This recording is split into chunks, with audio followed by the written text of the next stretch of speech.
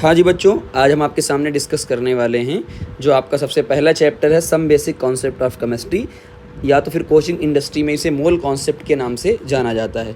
इसके formula sheet की बात करते हैं, फार्मूला शीट, ठीक है ना। चलिए, तो ये फार्मूला शीट मेरी नहीं है, एक अच्छे टीचर हैं नितेश सर, उनकी है, तो मैं आपको पूरा सिखा रहा हूँ, ठीक है ना। चलिए, सबसे पहला आपका है शॉर्ट नोट्स में mole. What is the mole? Mole होता क्या है? तो आप ध्यान से खाली देखते जाइए, चीज़ें आपको समझ में आती जाएंगी।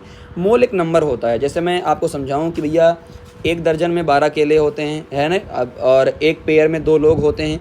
इसी तरीके से जो नंबर होता है मोल, उसमें बहुत सारे एटम होते हैं। तो एक मोल का मतलब Na पार्टिकल, जिसे कई बार एवोगाद्रो नंबर कहा जाता है, जिसकी वैल्यू 6.02 इंटू 10⁻23 होती है। तो आप Na पार्टिकल का मतलब क्या, यहाँ एटम भी हो सकता है, मॉलिक्यूल भी हो सकता है, आयन भी हो सकता है, इलेक्ट्रॉन भी हो सकता है और प्रोटॉन भी हो सकता है। बात समझ में आ गई सभी को? चलिए, फिर हम बात करते हैं यहाँ पे और कुछ बातें कि देखिए फंडामेंटल पार्टिकल, तो आपने देखा होगा कि एटॉमिक स्ट्रक्चर भी आपको कि इलेक्ट्रॉन, प्रोटॉन और न्यूट्रॉन। तो यहाँ पे जो मास दिया हुआ है, आपको ध्यान क्या देना है कि बेटा कि जो यहाँ पे मास दिया हुआ है वो सब केजी के अंदर दिया हुआ। किसके अंदर दिया हुआ है? केजी के अंदर। ये ध्यान दो, केजी के अंदर, ठीक है ना। और कहीं भी अगर ग्राम आएगा, कहीं भी अगर ग्राम आएगा, तो आपको एक बात पता है कि आपको कितने से मल्टीप्लाई करना है। तो एक चीज़ का ध्यान दीजिएगा, मैं यहाँ पे लिख देता हूँ कि अगर कहीं भी केजी है और आपको केजी से किस में कन्वर्ट करना है? ग्राम के अंदर। किस में? केजी से आपको ग्राम के अंदर कन्वर्ट करना है। ओके, केजी से ग्राम के अंदर कन्वर्ट करना है, तो आप क्या करिएगा, 10⁻³ से मल्टीप्लाई, यानी 1000 से, जाहिर सी बात है 1 किलोग्राम में 1000 ग्राम, तो आप इतने से मल्टीप्लाई कर दीजिएगा। तो यहाँ पे आपको ऑटोमेटिक वैल्यू मिल जाएगी, जो कि यहाँ पे आप देखो प्रोटॉन वाला सबसे मेन होता है। प्रोटॉन के केस में आ जाएगा 24। तो ये केजी है, ये मैंने आपको अच्छे से बता दिया। चार्ज में आपसे कभी गलती होगी नहीं, है ना। मास यहाँ आपको दिख जाएगा। इलेक्ट्रॉन पे जितना चार्ज होता है उतना ही प्रोटॉन पे होता है। फ़र्क क्या है कि इलेक्ट्रॉन पे माइनस चार्ज होता है और प्रोटॉन पे प्लस चार्ज होता है। ओके, चलिए अब आते हैं कि मोल का कैलकुलेशन। सबसे पहली चीज़ यही आती है कि बेटा मोल का कैलकुलेशन कैसे करते हैं। तो आपको बहुत सारे फार्मूले यहाँ पे देखने को मिलेंगे। सबसे ध्यान दीजिएगा नंबर 1 फार्मूले की। नंबर 1 फार्मूला ये, मैं इसको नंबर 1 करता हूँ। नंबर 1, जब आपको वेट दिया होता है तो आप क्या करेंगे? तो mole is equal to given weight upon molar mass. Given weight upon molar mass, बात समझ में आ गई। तो वेट क्या हो जाएगा? मोल इंटू मोलर मास, यानी आपने क्या कर दिया, बस इधर ट्रांसफ़र कर दिया है। बात समझ में आ गई। चलिए, अच्छा गिवन वेट क्या होगा वो आपको दिया होगा, और मोलर मास हम अभी निकालना सीखेंगे कि मोलर मास कहते किसके हैं। दूसरा, अगर आपको पार्टिकल दिया हो, नंबर ऑफ पार्टिकल ना, तो गिवन पार्टिकल, तो एक चीज़ का हमेशा ध्यान देना। सबसे पहला जुगाड़ बता देता हूँ, गिवन चीज़ें ऊपर होंगी, गिवन चीज़ें ऊपर होंगी, और नीचे क्या आ जाएगा? पार्टिकल। अभी हमने पढ़ा था कि एक मोल के अंदर Na पार्टिकल होते हैं। कितने पार्टिकल होते हैं? Na पार्टिकल होते हैं, तो Na से डिवाइड कर देंगे, है ना। चलिए, उसके बाद करते हैं, अच्छा ये ऑलवेज वैलिड की बात कर रहा है। उसके बाद अगर आपको वॉल्यूम दिया हुआ है, क्या दिया हुआ है? वॉल्यूम दिया हुआ है, तो गिवन वॉल्यूम को ऊपर रखेंगे, और 22.4 लीटर, अगर लीटर में बात करेगा 22.4 लीटर आपकी बात करेंगे आप, है ना। यहाँ देखो, यहाँ लीटर की बात करेंगे, और अगर ये ml में दिया रहेगा तो 1000 से मल्टीप्लाई कर देंगे, है ना। अब ये बात है, ये सब हर जगह वैलिड नहीं है, ये सिर्फ गैस के लिए वैलिड होता है ना, गैस का वॉल्यूम। और दूसरा STP या NTP पे होता है, यानी स्टैंडर्ड टेम्परेचर या नॉर्मल टेम्परेचर और प्रेशर पे होता है। मुझे लगता है कि आपको ये बातें समझ में आ गई होंगी। चलिए, और यहाँ पे बात करते हैं कुछ चीज़ें और, फिर आपको आगे बात करते हैं। चार्ज इज़ ऑलवेज क्वांटाइज्ड, ये आपको पढ़ने को क्लास 10th में मिला होगा कि जो भी चार्ज होता है किसी ऊपर, वो क्वांटा के फॉर्म में होता है, क्वांटाइज्ड होता है, यानी Q is equal two plus minus NE। ई जो होता है वो इलेक्ट्रॉन का चार्ज होता है, एन का मतलब इंटीजर वैल्यू आएगी 1 2 3 4 5 जो भी।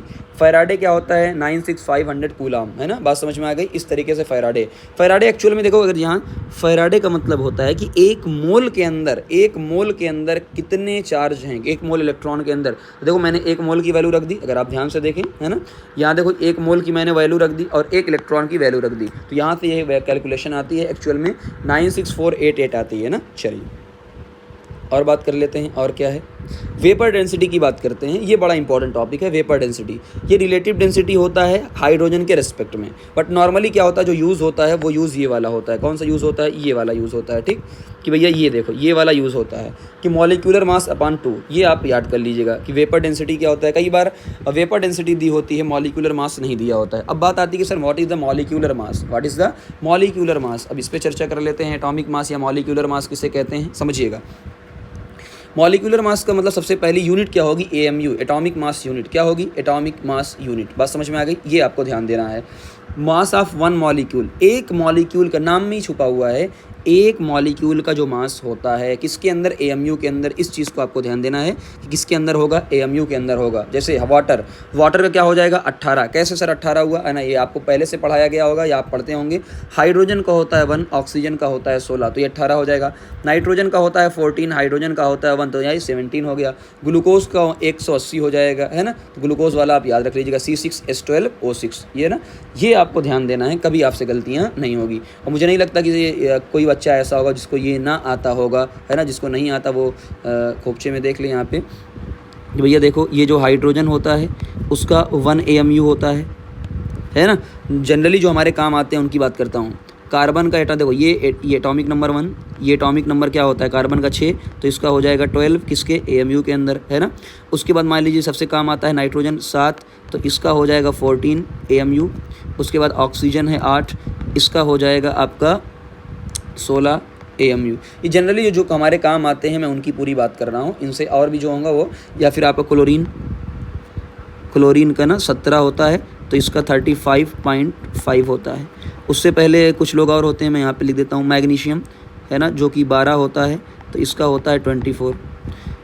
सोडियम होता है 11, उसका होता है 23। ये आपको याद हो सकता है वो, बट मैं एक बार बता देता हूँ। एल्युमिनियम जो होता है उसका होता है 27, है ना, ये 13। तो इस तरीके से आप देख रहे हैं। चलिए अब आते हैं एटॉमिक मास पे। वही सेम चीज़ है यार कि एटॉमिक मास भी क्या है, एक एटम का, वहाँ एक मॉलिक्यूल का, दोनों में डिफरेंस देखना। यहाँ एक मॉलिक्यूल का मॉलिक्यूलर मास हो गया, यहाँ एक एटम का एटॉमिक मास हो गया। लेकिन ध्यान क्या देना है, सभी को AMU में, सभी AMU में है और सभी AMU में, तो यही आपको ध्यान देना है बस। अब उसके बाद आते हैं gram atomic mass. What is the gram atomic mass? कुछ भी नहीं है यार, एक मोल का, समझिएगा ध्यान से, ग्राम एटॉमिक मास का मतलब क्या है, एक मोल का यानी Na एटम का, बात सही है, एक मोल एटम का जो मास होगा वही। जैसे हाइड्रोजन 1 है 1 मोल, तो ये ग्राम के अंदर, किसके अंदर होगा, यूनिट खाली देखना, ये ग्राम के अंदर। हाइड्रोजन 1 ग्राम, हीलियम 4 ग्राम, लिथियम 7 ग्राम, बेरिलियम 9 ग्राम, है ना। उसी को यानी कुल मिला जुला के आप ये कह सकते हैं कि जो एटॉमिक मास था उसी को हमने ग्राम में रख दिया है। आइए, ग्राम मॉलिक्यूलर मास क्या हो जाएगा, एक मॉलिक्यूल का बस फ़र्क क्या रहेगा, ग्राम के अंदर रहेगा, है ना। ये तो यहाँ भी आ जाए ग्राम मॉलिक्यूलर, तो मतलब एक मोल का यानी ग्राम के अंदर।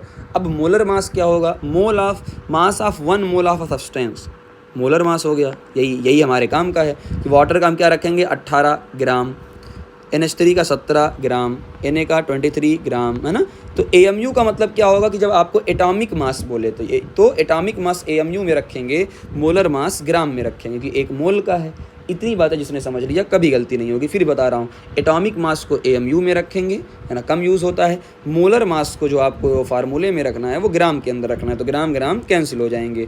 चलिए अब ये फार्मूला जहाँ टीचर बहुत ज़्यादा देते हैं, एवरेज एटॉमिक मास, कौन सा मास बेटा, एवरेज एटॉमिक मास हमेशा, कि जैसे ये एग्जाम्पल देखना, एवरेज एटॉमिक मास कैसे निकालना है आपको, इससे बात करिए। ये मान लो क्लोरीन, अच्छा ये आइसोटोप के केस में देखो, ये क्लोरीन है 35, एक क्लोरीन है 37, इसका मतलब इसका एटॉमिक मास अलग है। और ऐसे लोगों को बोला जाता है आइसोटोप, जो आपको पढ़ाया फिर से जाएगा, और स्ट्रक्चर ऑफ एटम में भी मैंने आपको वीडियो डाला हुआ है, उसका भी रिवीजन आपको जाएगा। चलिए, तो ये मान लीजिए 75% है, ये है 25%। बात समझ में आ गई। अब सबसे पहली बात हम ये कहते हैं कि एवरेज एटॉमिक मास क्या होगा, तो आसान तरीका बताता हूँ, इसका इंटू इसका परसेंटेज प्लस इसका इंटू इसका परसेंटेज, और नीचे ऑलवेज क्या आएगा, इज इक्वल टू 100। जाहिर सी बात भैया, नीचे क्या आएगा, 100 ही आएगा। बात समझ में आ गई ना, बस इतनी ही बात करनी है और कभी गलती नहीं होगी आपसे, ठीक है। चलिए, अच्छा एक और चीज़ आपको बता देता हूँ कि जो एवरेज एटॉमिक मास होगा, जो आइसोटोप ज़्यादा होगा, जाहिर सी बात उसी करीब होगा। देख लो 35 वाला ज़्यादा था तो 35.5 ही आया है। ओके, चलिए यहाँ हो गई। अब आते हैं मोलर वॉल्यूम पे। मोलर वॉल्यूम क्या होता है, अभी मैंने आपको बताया, वॉल्यूम ऑफ एक मोल ऑफ एनी गैस, एक मोल किसी गैस का एक मोल, है ना, STP पे, स्टैंडर्ड टेम्परेचर प्रेशर पे 22.4 लीटर होता है, यानी 22,400 ml होता है। अभी तक जो लिया जा रहा है वो टेम्परेचर 0 डिग्री सेल्सियस या 273 केल्विन लिया जा रहा है। कई सारी बुक इसको फॉलो कर रही हैं 273.15, बट हमारे लिए यही है, तो ये आपको याद होना चाहिए। आते हैं उसके बाद फार्मूला मास का मतलब क्या है। फार्मूला मास का मतलब ये है जो आयनिक कंपाउंड होते हैं, जैसे NaCl, अब मैंने इनका टोटल फार्मूले का ऐड कर दिया तो वही फार्मूला मास बन गया, बट AMU के अंदर, है ना, ग्राम ऑफ AMU। चलिए अब बात करते हैं ये 1 AMU क्या होता है। क्लास 9 की डिफिनीशन में आपको पढ़ाया गया है 1/12 of mass of 1 carbon atom, mass of 1 carbon atom, है ना, ये क्या होता है 1 AMU के बराबर होता है ना। सभी को बात समझ में आ गई, 1 AMU के बराबर होता है। और ये क्या आएगा 1/Na ग्राम के आएगा, क्या आएगा 1/Na ग्राम। अब मान लीजिए इन केस आपको नहीं समझ में आता है ना, मास लीजिए, तो मैं आपको यहाँ पे कुछ चीज़ें लिख देता हूँ, अभी और अच्छे से समझ में आ जाएगा। जैसे मैंने कहा कि 1 मोल कार्बन, है ना, एक समझिएगा अभी 1 मोल कार्बन, तो 1 मोल कार्बन का जो मास है वो है 12 ग्राम। यस सर, कार्बन का मोल, 1 मोल का 12 ग्राम। अब बताइए 1 मोल में कितने लोग होते हैं। मैंने कहा सर 1 मोल में Na एटम होते हैं। कितने एटम होते हैं, Na एटम होते हैं, तो Na एटम का 12 ग्राम। तो अगर मैं आपसे कहूँ कि 1 एटम का, है ना, ये छोटी छोटी कैलकुलेशन है, 1 एटम का कितना होगा सर 12/Na, क्या हो जाएगा 12/Na हो जाएगा। वाह, अब जैसे ही आपको ये चीज़ मिल गई, है ना, अब यहीं पर पुट कर दीजिए। देखो 1 AMU 1/12 into mass of 1 carbon, तो आपने लिखा 1/12 और 1 एटम का हमने अभी निकाला है 12/Na, और ये सबके लिए क्या रहेगा, फिक्स रहेगा, तो 12 से 12 कैंसिल, 1/Na हो गया। अब ये सभी के लिए सेम, बस कार्बन नाइट्रोजन होगा 14 डाल देंगे तो 14/Na, यहाँ भी 14 कट जाएगा, तो ये सभी के लिए क्या रहेगा सेम। बात समझ में आ गई ना। तो ये एक समझिए, ये पूरा 1 AMU ये होता है। अब आते हैं परसेंटेज कंपोजिशन पे, कि किसी भी एलिमेंट का अगर परसेंटेज कंपोजिशन आपको निकालना है, weight of element upon molecular weight रख दीजिए, इनटू 100 से मल्टीप्लाई कर दीजिए, परसेंटेज कंपोजिशन आ जाएगा। ठीक है ना। चलिए, तो ये बात हम लोगों ने कर ली है। आइए अब सेकंड की बात चलते हैं, मॉलिक्यूलर फार्मूला। तो मॉलिक्यूलर फार्मूला क्या होता है कि बेटा देखो, represent actual number of atom. जैसे दो चीज़ें पढ़ाई जाती है, मॉलिक्यूलर फार्मूला और एम्पिरिकल फार्मूला, है ना।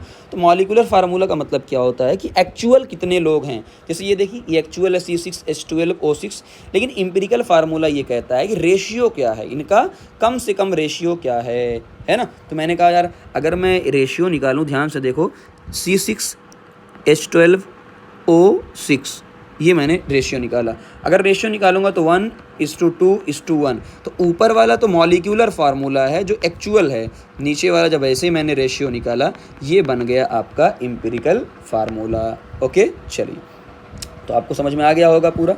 तो x क्या होता है, molecular formula mass upon empirical formula mass. तो अगर आप दोनों का रेशियो ले लेंगे, मॉलिक्यूलर अपॉन एम्पिरिकल, तो आपको ये वैल्यू आ जाएगी कि आपको ये वैल्यू यानी x मिल जाएगा, और x से मल्टीप्लाई करने पर आपको एक्चुअल फार्मूला मिल जाएगा। चलिए, अब बात करते हैं कुछ सॉल्यूशन की, बात करते हैं कि सॉल्यूशन आपने पढ़ा होगा। सॉल्यूशन में क्या होता है बेटा, सॉल्यूट होता है और सॉल्वेंट होता है। क्या होता है, सॉल्यूट होता है और सॉल्वेंट होता है। ठीक, अब मान लो सॉल्यूट है, एक सॉल्वेंट है, आपको B का निकालना है, किसका, मोल फ्रैक्शन। इसके मोल B हैं NB, इसके मोल Na। अब सिंपल सी बात है, सिंपल, आपको मोल फ्रैक्शन निकालना है। X का मतलब क्या होता है, मोल फ्रैक्शन। किसका निकालना है, B का। अब ध्यान से देखो, कभी गलती नहीं होगी, B का मोल ऊपर रखो अपॉन टोटल, और टोटल क्या हो जाएगा Na प्लस NB, है ना। अब थोड़ी देर के लिए मैं मान लेता हूँ, इसको मैं मान लेता हूँ 2, इसको मैं मान लेता हूँ 3। अब समझना, B के मोल फ्रैक्शन निकालना है, तो मैंने B के मोल को ऊपर रखा, टोटल कितना हो गया 2 3 5। इसमें A के मोल को निकालना है, तो A को रखा ऊपर, टोटल रख दिया 5, और दोनों को ऐड करो, 2/5 प्लस 3/5 ऑलवेज क्या आएगा, 1 आएगा। तो यही आपको दिमाग लगाना है, चाहे 1 दिया हो चाहे 10 दिया हो। चलिए, उसके बाद बात कर लेते हैं थोड़ा सा यहाँ पे स्टोकोमेट्री। क्या होता है स्टोकोमेट्री। स्टोकोमेट्री क्या होता है बेटा, बैलेंस द रिएक्शन। सबसे पहली कहानी है स्टोकोमेट्री के लिए कि रिएक्शन को बैलेंस करो। जो भी इंफॉर्मेशन दिया हुआ है ना, only one reactant and product, mole, particle, volume. अब मान लो ये इक्वेशन आपको दी हुई है ना, बैलेंस AA BB CC और DD आपको दिया है। तो यही जो A है वही क्या है, स्टोकोमेट्री है। क्या है, स्टोकोमेट्री है। तो इक्वेशन आपको बन जाएगी एक मैजिकल इक्वेशन, यानी इसको मैं बाद में बताऊंगा, पहले इसको देख लो। केस 2 है when information about 2 or more than 2 reactant given. मान लो 2 लोगों का मोल दिया है, एक का 4 दिया है, एक का 5 दिया है। अब आपको कैसे पता चला किसको पहले ख़त्म करना है, किसको बाद में ख़त्म करना है? वहाँ पे केस आता है लिमिटिंग रिएजेंट का। लिमिटिंग रिएजेंट का मतलब होता है जो पहले ही कंज्यूम हो जाए, जो पहले ख़त्म हो जाए तो रिएक्शन होगा नहीं। तो how to find limiting reagent? सबसे आसान है, that reagent is are where mole upon stoichiometric coefficient. Mole upon stoichiometric coefficient जिसका कम होगा उसी को क्या बोलेंगे, ठीक है ना? If value is same then there is no limiting reagent, है ना? नो लिमिटिंग रिएजेंट है। चलो अब इसको थोड़ा सा मैं ये लिमिटिंग रिएजेंट वाला एक क्वेश्चन करके दिखा देता हूँ ताकि लिमिटिंग रिएजेंट वाला कहानी आपका हो जाए, वरना बच्चों को लिमिटिंग रिएजेंट निकालने में काफ़ी परेशानी होती है। ओके चलिए वेट करिए जस्ट 1 मिनट, सभी लोग ध्यान देंगे। चलिए सबसे पहले आपको ये देखना है कि भैया लिमिटिंग रिएजेंट है कौन। कैसे देखना है कि भैया लिमिटिंग रिएजेंट है कौन? आप उसकी बात कर लेते हैं कि एलआर कौन होगा। चलिए 1 बाय 1 मैं यहीं पे बात कर लेता हूँ। जैसे इसको ध्यान से देखिएगा वरना आपसे गलती हो जाएगी। मैंने यहाँ पे लिखा, देखो ये देखो, मैंने लिखा 1A ओके प्लस 2B और मैंने लिखा 1C प्लस 2D, ये मैंने लिखा। यहाँ पे गिवन मोल है, गिवन 5 मोल है। यहाँ पे गिवन आपको 12 मोल है शुरुआत में, और ये हैं 0, ये हैं 0। अब देखो भाई हमें नहीं पता यार, सबसे 2 लोग दिए, 2 की इन्फॉर्मेशन दी है। अब अगर 2 की इन्फॉर्मेशन दी है, ये 5 है ना, ये थोड़ा सा ये 5, इसमें बच्चों को प्रॉब्लम होती है, ये 5 है। अब हमको नहीं पता यार लिमिटिंग रिएजेंट है कौन। सबसे पहले ये निकाल लो यार किसके अकॉर्डिंग रिएक्शन चलाना है। मान लो ए वाला पहले ख़त्म हो गया तो भी रिएक्शन नहीं होगी, बी वाला पहले ख़त्म हो गया तो भी रिएक्शन नहीं होगी। तो किसके अकॉर्डिंग किसकी बात मानना है, उसके लिए सबसे पहले चेक करना होता है लिमिटिंग रिएजेंट कौन है। मैंने अभी बताया लिमिटिंग रिएजेंट का मतलब होता है गिवन मोल अपॉन उसका रेशियो। मैंने ए का निकाला, ए का मोल दिया है 5, उसके पहले लिखा हुआ है 1, यानी ये क्या आ गया, 5 आ गया। उसके बाद मैंने देखा इसको, इसमें दिया हुआ है 12 मोल, इसका दिया हुआ है बी से पहले 2, यानी ये आ गया 6। अब खुद बताओ लिमिटिंग रिएजेंट है कौन? तो मैंने कहा सर लिमिटिंग रिएजेंट वो है आपका ए। क्या है ए? तो देख लो ये कम है, तो जो कम होता है वही क्या होता है, लिमिटिंग रिएजेंट। हाँ एक मिस्टेक आपसे होगी बेटा, और वो मिस्टेक क्या होगी कि लिमिटिंग रिएजेंट को निकाल के भूल जाओ। यही है, जैसे मुझे सिर्फ इतना पता करना है कौन लिमिटिंग रिएजेंट है। अब मुझे पता चल गया है ए वाला लिमिटिंग रिएजेंट है, यानी कहानी ए के अकॉर्डिंग होगी। तो क्या होगा, ए वाला पूरा का पूरा 5 में से 5 ख़त्म हो जाएगा। ए वाला 5 में से 5 ख़त्म हो जाएगा। अब खुद सोचो, अगर ये 1A है और ये 2B है, अगर ये 5 मोल है, समझिएगा उससे पहले ये सबसे इंपॉर्टेंट है, बच्चों को समझ में नहीं आता है, समझा दे रहा हूँ। अगर ये 1 मोल जाएगा तो ये 2 मोल जाएगा, तो ए वाले के पास टोटल 5 मोल हैं, इसका मतलब इसका 10 मोल ख़त्म हो जाएगा। तो मैंने यहाँ पे लिख दिया 12 माइनस 10। ऐसे ही सेम समझना आगे। अब सारी कहानी किसके अकॉर्डिंग होगी भाई, ये सारी कहानी तो ए के अकॉर्डिंग होगी। किसके अकॉर्डिंग होगी, ए के अकॉर्डिंग होगी। अब जब मैंने देखा यहाँ लिखा हुआ है 1C और 2D, यानी अगर इसका 1 मोल बनता था तो इसका भी 1 मोल बनेगा, और इसका 2 मोल बनता था, इसका है ना ऐसे, यानी 1 मोल जाएगा, इसका 5 मोल जा रहा है तो इसका 5 मोल बनेगा, और इसका उसका डबल यानी 10 बनेगा, यानी यहाँ पे आ जाएगा 5 और यहाँ पे आ जाएगा 10। ये लिमिटिंग रीजन की पूरी कहानी है। अब क्या पूछा है, कैसे पूछा है, आप उनमें बात कर लीजिए, है ना। तो आपको एक बात पता चल गई कि भैया मेरा जो लिमिटिंग रिएजेंट था वो यही बच्चा था। ओके अब देखो मैंने सिंपल तरीके से समझा दिया ना आपको। चलो अब आते हैं सबसे पहले मोलारिटी पे। किस पे आते हैं, हो सकता है कि इधर उधर आपको कुछ चीज़ें लग रही हों, बट 1 बाय 1 लिखा हो, जैसे मैं आपको समझाता हूँ। मोलारिटी क्या होती है, कुछ नहीं भैया, मोलारिटी ये होती है कि देखो मोल को आपने कितने वॉल्यूम में डिज़ोल्व किया, मोल को आपने कितने वॉल्यूम में डिज़ोल्व किया। तो ऊपर आपने रख दिया, ध्यान से देखें, ऊपर आपने रख दिया है मोल सॉल्यूट के, नीचे रख दिया है सॉल्यूशन बस लीटर के अंदर। किसके अंदर, लीटर के अंदर। और अगर आपको रखना है ml के अंदर तो 1000 से ऊपर मल्टीप्लाई कर दीजिए। कुछ लोग कहेंगे सर क्यों कर दें, क्यों मल्टीप्लाई कर दें, देख लो बेटा क्यों कर दें, समझिएगा। नीचे है ml, आपको करना है इसको लीटर के अंदर, यानी आपको 1000 से डिवाइड करना है। यही 1000 कहाँ पहुँच जाएगा, ऊपर पहुँच जाएगा, है ना, कन्फ्यूज़न नहीं। चलो कई बार दिया होता है मोलर यानी 1 मोलर, सेमी का मतलब आधा, डेसी का मतलब 1/10। सेम मोलालिटी क्या होती है, दोनों भाई हैं, इसमें दोनों में ध्यान से देखना क्या हो रहा है, इसमें भी ऊपर क्या है, मोल ऑफ सॉल्यूट, इसमें भी ऊपर क्या है, मोल ऑफ सॉल्यूट। फ़र्क कहाँ है नीचे, यहाँ वॉल्यूम ऑफ सॉल्यूशन लीटर के अंदर है, यहाँ वेट ऑफ सॉल्वेंट और केजी के अंदर है, वेट ऑफ सॉल्वेंट, ठीक है ना। चलिए ये हो गया। अब कुछ छोटी छोटी चीज़ें यहाँ पे देखिए, एलिमेंट है ना ये। अब ये क्या होता है, फार्मूला जो बनाया जाता है कि भैया देखो मान लो कार्बन और हाइड्रोकार्बन 80% है, हाइड्रोजन 20% है, तो सबसे पहले आप क्या करोगे, सबसे पहले आप इनका परसेंटेज एटॉमिक मास कैसे निकालेंगे भैया, मोल निकालेंगे। क्या निकालेंगे, मोल निकालेंगे। सबसे आसान तरीका है मोल निकाल लो। अब मोल क्या होता है, ये 80 है तो 80 ग्राम मानो, तो मैं इसको सिंपल सा लिख देता हूँ कि मैंने मोल निकाला, 80 दिया था तो 80/12 और हाइड्रोजन का 20/1, ये 20/3। अब अगला रिलेटिव रेशियो निकालते हैं। रिलेटिव रेशियो कैसे निकालते हैं, सिंपल, जो सबसे कम वाला है उसी से हम डिवाइड करते हैं। सबसे कम वाला कौन है, 20/3, तो मैंने 20/3 से डिवाइड कर दिया, तो ये 1 आया, ये 3, देखो इनका रेशियो आ गया 1:3। बात समझ में आई। अब ये कुछ और वैल्यूज़ दी होती हैं, परसेंटेज V/V, इसका मतलब क्या है, सिंपल तरीका बताता हूँ। इसका मतलब ये होता है, देखो percentage volume of solute in ml, ऊपर वाला सॉल्यूट होता है, नीचे वाला सॉल्यूशन होता है, इतना बात याद रखिए, कभी गलती नहीं। परसेंटेज V/V, V भी क्या है, ml, तो यानी सॉल्यूट का ml 100 ml में, सॉल्यूट का ml 100 ml में, तो सॉल्वेंट का निकल आएगा। जैसे आपको दिया परसेंटेज 30, इसका मतलब 30 ml सॉल्यूट है 100 ml सॉल्यूशन में, जो बता क्या, अगर 30 सॉल्यूट है तो 70 सॉल्यूशन हो जाएगा। W/V का मतलब क्या है, देखो ऊपर वाला हमेशा क्या होता है, सॉल्यूट, W इसका मतलब ये ग्राम में दिया हुआ है, ये किस में दिया हुआ है, ग्राम के अंदर, और टोटल नीचे क्या है, 100 ml सॉल्यूशन दिया हुआ है। ऐसे बात करते हैं, ठीक।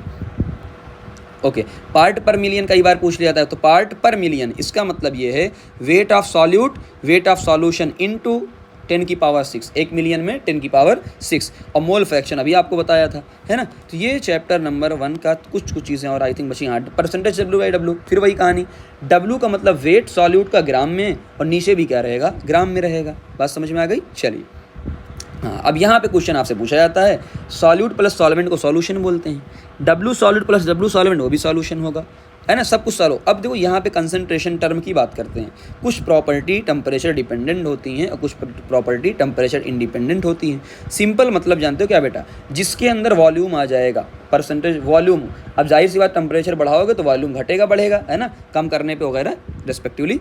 तो जितने भी आपको आ रहे हैं, नॉर्मेलिटी अभी आपको पढ़ना नहीं है, तो यानी सिंपल सी बात है, मोलारिटी में भी क्या आया था, N/वॉल्यूम आया था। तो जितने भी वॉल्यूम वाले हैं सब टेम्परेचर डिपेंडेंट हैं, और जो वॉल्यूम वाले नहीं है वो टेम्परेचर इंडिपेंडेंट है।